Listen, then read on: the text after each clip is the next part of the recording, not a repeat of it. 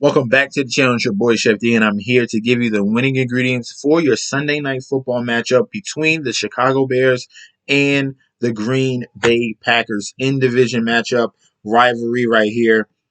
Justin Fields against Aaron Rodgers. Very, very intriguing matchup. But before I get into that, don't forget to like, comment, and subscribe to the channel. Follow me on Instagram and Twitter at MessageSD. And don't forget to sign up for the Patreon. This is the Patreon right here.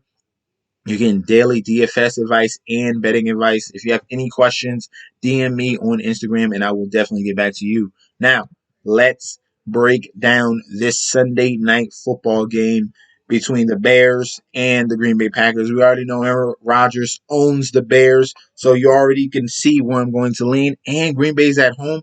That is a bad formula for the opposing team, okay? Now, the first captain we're going to focus on, obviously, we got a ton of options, okay? We got Aaron Rodgers, we got DAVANTE Adams, we got Aaron Jones, maybe A.J. Dillon. Even the defense, this Packers defense has been outstanding as of late. We got question marks on Justin Fields as a quarterback, definitely in the turnover department. He turns over the ball a lot. There's a lot of winning ways, all right? First, we're just going to start out with Aaron Rodgers, which is going to be our first selection at that captain spot. Back-to-back games of well over 20 fantasy points, 36 against Minnesota, 29 against the Rams. Now going up against a very familiar foe in the Chicago Bears, who have struggled all year long stopping quarterbacks, and in general, they got a ton of injuries, and now you got a very, very efficient Aaron Rodgers at this price. Definitely someone we're going to look at the captain position. He can definitely take over the game. He was able to have a rushing TD the last time he faced this team. Actually, let me just show you his performance the last time he faced this team. We're just going a little bit down. Was it week 5? Week 6. All right, he had 23 fantasy points. Definitely a solid game from him in the opponent's Chicago Bears home. But definitely someone we can focus on, Aaron Rodgers. I love him at his price. Okay, next guy we're going to look in is one of the number 1 wide receivers in the league, and that's Davante Adams, getting a ton of targets each and every week. From week 9, 14, 11, 8, and 9. Coming off back-to-back games with well over 100 yards receiving. He had 2 touchdowns against Minnesota. Now going up against the Bears, there's no corner on that team that can stop him. The question is Aaron Rodgers going to play around and, give the ball to everyone else? What's the type of game plan that they're going to put forth against the Chicago Bears? It's going to be very, very intriguing. But someone we can definitely have to focus on is Davante Adams at 11,600. These 2 guys are going to be locks in each and every lineup that we're going to have to focus on. The question is, will you be willing to put him in the captain position, okay? And then obviously, if we're paying up, we're going to have to find value down below. But let's continue on, all right? Aaron Jones is someone we can focus on as well. Coming back from his injury, the bye as well and injury. He's been very up and down this year. A lot of things are turning over more to A.J. Dillon's way, but Aaron Jones is still someone very, very explosive.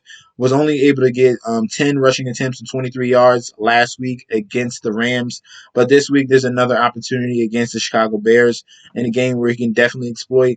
The rushing defense for the Bears is 23rd ranked in the league, so this is someone we can definitely focus on, but like I said, we're going to have to save salary. So if I already have Rodgers and Adams, and obviously the weakness to that team is stopping the run, Aaron Jones is very, very expensive, and things get super, super pricey right here. As you're looking at the remaining salary is only $9,800. Maybe we can look at A.J. Dillon at 44, okay? Maybe we can put A.J. Dillon at the captain spot. He came through with 20 carries last week, 69 yards, 5 receptions, 5 targets. I think they're leaning towards A.J. Dillon as the first and second down back, and then Aaron Jones as the third down back who's more of a receiver. So this is very, very intriguing right here. I think they're going to lean on A.J. Dillon a little bit more. So I like A.J. Dillon over Aaron Jones, all right? Especially if I'm paying up for Davante Adams and Aaron Rodgers. I think this is a very sneaky play, A.J. Dillon, okay? Now, we need some Chicago guys. I think David Montgomery is matchup proof. It doesn't matter what matchup it is. He's going to be the workhorse. Week 12, as you see, 17 carries, 46 yards, came through with 3 receptions on 28 yards receiving, and then had an even better game against the Arizona Cardinals, 21 rushing attempts, 90 yards, and a TD. Then chipped in on 8 receptions, 9 targets for 51 yards. So David Montgomery, matchup proof. He should definitely be in there if you want to bring someone back on the Chicago side. Justin Fields is someone we can consider, despite the fact he turns the ball over a lot. You can definitely guarantee probably either a fumble or an interception. That's a prop to look at. Green Bay getting an interception, or Green Bay getting a fumble, or even Justin Fields to throw an interception, okay? Those are props to look at. But the key to him will be the rushing upside. Obviously, they're going to have to keep pace with the Green Bay Packers, so he's going to be forced to throw and be in some situations that are going to leave him out there and maybe get picked off. But his upside with passing and the dual threat of rushing, this is why we can play Justin Fields in our flex position, all right? I don't think he's captain worthy unless you think the Chicago Bears are going to win this game, and I do not think that, all right? But Justin Fields is worthy enough to be in that flex position, okay? Let's see if we can have some other gems in this lineup build. And this is still tier 1, tier 2, okay, that we're going to focus on. Darnell Mooney is the last one we're going to focus on. And he's at 8,400. This is the lead wide receiver getter. He usurped Allen Robinson. He's more explosive, has great hands, and the speed to match. So Darnell Mooney is someone to look at. Look at these games right here against Detroit. 5 for 123, 5 for 121 and a TD with 16 targets. That's insane. He had 3 games in a row with over 20 fantasy points. Against Arizona, struggled a little bit, but the upside is there. The last time he faced his team in Green Bay, he had 5 catches, 45 yards in the TD. Very solid performance from him, all right, if you're paying for that salary. So I like Darnell Mooney. All right, so let's clear that out. I will mention Packers defense at 5,400. I did speak about how Justin Fields is turnover prone. And this Packers defense has been very good as of late. 13 fantasy points against the Rams, 17 fantasy points against Seattle. Another game was 14 fantasy points. And all these are like home performances. So home against Seattle, home against the Rams, home against Washington, all double-digit performances. So that's someone that we can look at as well at that captain position. And definitely the flex. I think they can be a lock. I think Packers defense can be a lock going up against the Chicago Bears, okay? Because we have a young quarterback that will probably turn over the ball. All right, some other flex positions we can look at. If you're choosing between MVS or Lazard, that one is a flip of the coin. Okay, MVS had some big breakout games in the past couple weeks. 123 yards against Minnesota. He's more of the big play guy. He needs to get open deep. That can definitely happen against Chicago. Let's see. Did he have a? No, he didn't play against Chicago this year. So he gets an opportunity to go up against him. Maybe he gets a deep ball thrown his way.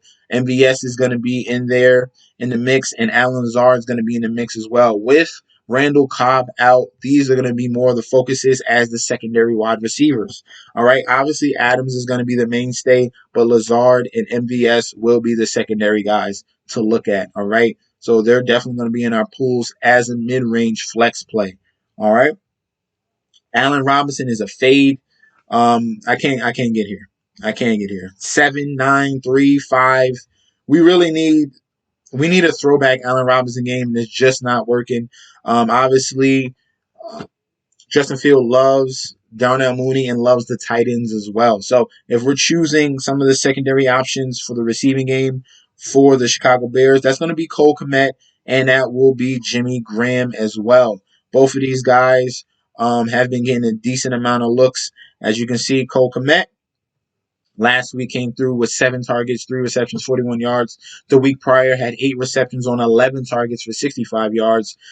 He's more of the between the 20s guys, and in the red zone has been Jimmy Graham. Jimmy Graham has back-to-back games with touchdowns. He's very sure-handed, and they definitely trust him in the red zone. So Jimmy Grahams can be someone very sneaky at the back in your flex.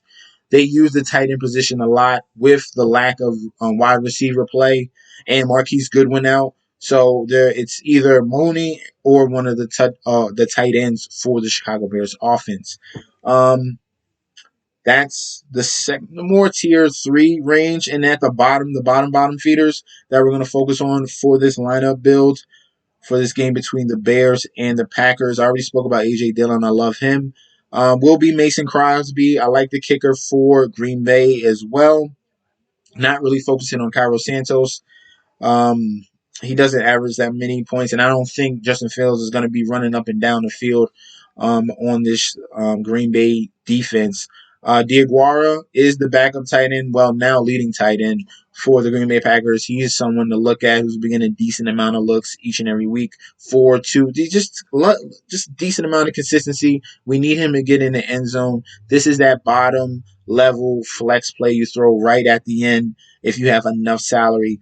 Any other guys below that we're not really looking at. Mercedes Lewis, Equanimous St. Brown, maybe. Other than that, it's really, really ugly. There's not anyone down there that's getting enough snaps for you to put in here. And that's the cheapest I would go, probably between Equanimous, St. Brown, and Diaguara, okay? But other than that, we're going to focus on the guys up at the top.